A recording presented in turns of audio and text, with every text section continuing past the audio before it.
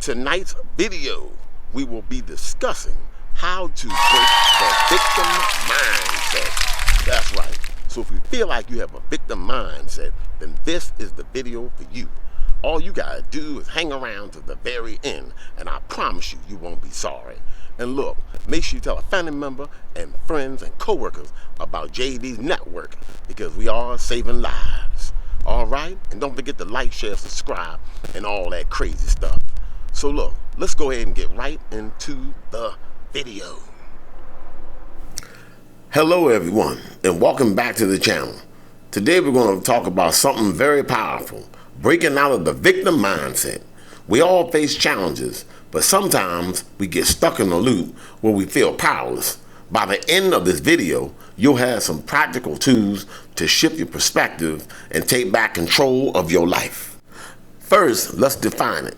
The victim mindset is when we see ourselves as constantly at the mercy of others or circumstances. We might say things like, I can do anything because of X, or nothing ever works out for me. This mindset keeps us stuck in the loop, blaming others, waiting for a change outside of ourselves.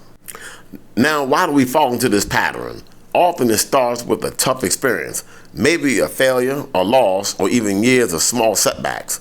Our brains naturally look for explanations, and if we can't control external factors, we sometimes internalize that helplessness. But here's the thing, awareness is the first step. Once you notice, you can begin to shift. So, how do we break free? First, practice self-awareness. When you catch yourself thinking, I can't, pause, ask, what can I do right now?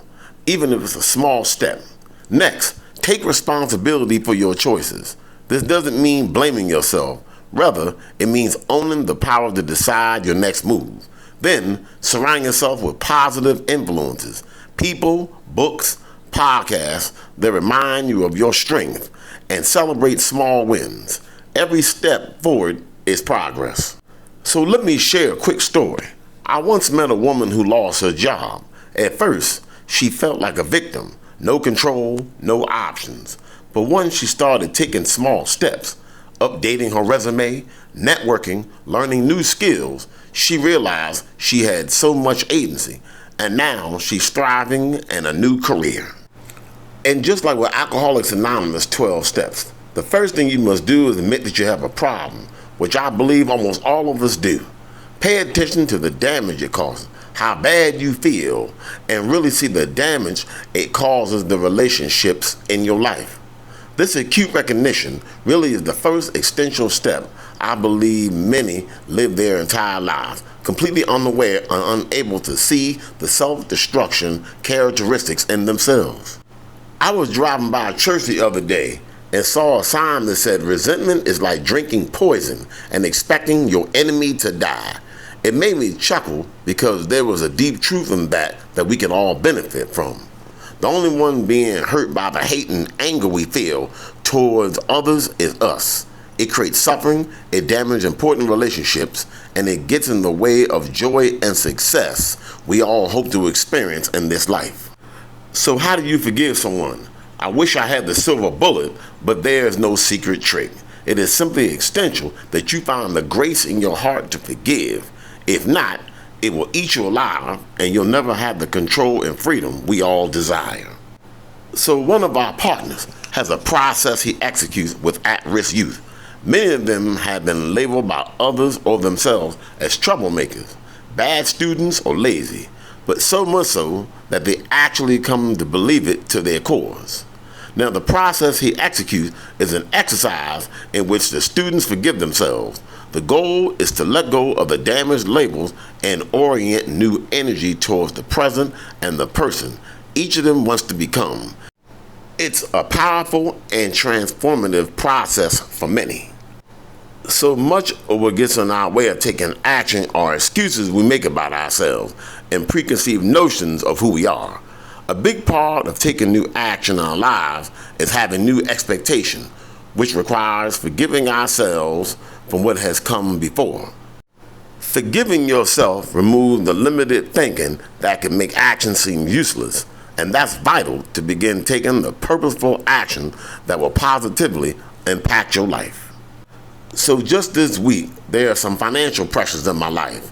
Whenever this happens at home or at work, it's easy to immediately go to fear. Sometimes I sit around thinking about it for hours. Meanwhile, nothing is getting solved. Then I go to a spreadsheet and start mapping things out. I get creative and assume control of the challenge. I start to solve problems. I am now leaning into fear, and it feels great. Action is the essential step in the realization of potential and the fulfillment of our dreams. It gets us out of remorse from past actions and fear of the future. It puts us squarely in the present, which is the only place we have power and influence. So, if you don't know what to do, ask someone you trust or admire. What would they do? Then go try to do it. It only takes a spark to start a fire, and that spark is initiative and action. So did you know that George Washington Carver once said that 99% of all failure comes from people who have a habit of making excuses? That really is what the victim is doing, making excuses and giving power to everyone and everything else around them. So the results of your life are a product of the thoughts you think, the decisions you make, and the actions you take. By realizing this, then living it, you are eliminating any chance of becoming the victim and put your life in the best possible hands, your own. Look, thanks for watching. Yes, the truth is hard, but it must be told. The major pain in your life didn't come from strangers. It came from people you brought in with love. People you trusted, helped, and stood by when they had nothing. You opened your heart, your door, and your hands. But when they left, they didn't leave you better. They left you broken, betrayed, and bitter. Stop blaming life. Check the people you allow into your space. Not everyone deserves access to your heart. Some came just to take, break, and disappear. Pay attention to warning signs. When someone shows you their true colors, don't repaint them. A red flag is not a decoration. Be wise. Not everyone that calls you friend means you well. Not everyone that smiles with you will cry for you. Protect your peace. Guard your space. Look, that's the end of the video. That was how to break the victim mindset.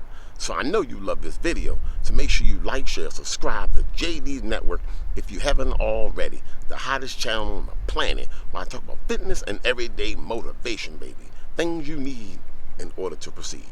And look, if you'd like to support the work I do, you can hit me on Cash App at $JustLove966.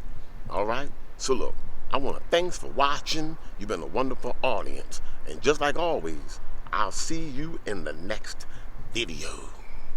Peace out.